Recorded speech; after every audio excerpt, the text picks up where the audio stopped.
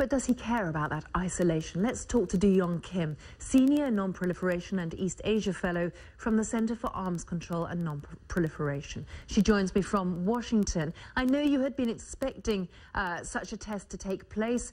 What do you think is the exact motivation here? What's the mindset?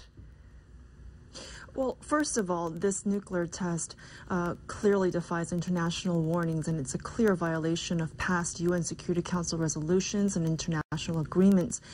Now, this nuclear test also seems to be a clear indication that North Korea is bent on fully developing its nuclear missile capabilities to the point where it can miniaturize a nuclear warhead mounted on a ballistic missile aimed at the U.S. Now, it also seems to be a clear indication that North Korea is gearing itself up to play offense, to play a different game, to play hardball with the big boys, or the big boy, which would be the U.S.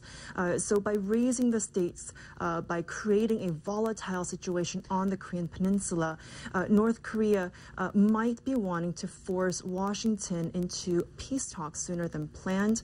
North Korea also seems to be wanting international recognition as a nuclear power so that when it sits down with the U.S., it can be treated as equals, a nuclear power to nuclear power. How likely do you think it is that those talks will take place? We know that John Kerry, the new Secretary of State, has been more inclined to engagement.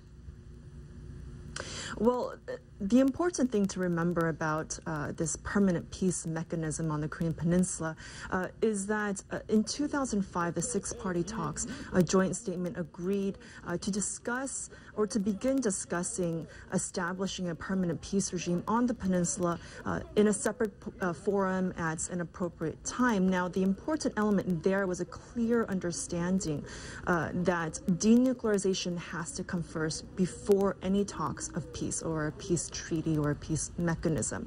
So that's the important element in the clear understanding reached among all six parties. And that's disappeared. Clearly, Pyongyang seems to be changing the sequence right now. And what influence do you think that, briefly, that Beijing can bring to bear if Washington can't really exert significant influence? Well, being a traditional ally of North Korea, continuously being North Korea's lifeline, so to speak, to prop and to keep to keep North Korea afloat, China does have or should have some leverage on North Korea. Now, China-North Korea ties seem to have frayed over the most recent years. China clearly seems upset and embarrassed that North Korea went ahead with this third nuclear test despite warnings and despite opposition. We can expect to see China toughen its stance just enough to satisfy the U.S. and South Korea and Japan, but not enough to jeopardize its relationship with North Korea. So this third nuclear test really places a dilemma on the Chinese leadership, the new Chinese leadership, I might add. Kim, thank you very much for joining us from Washington. Thank you. Now, after the shock of the first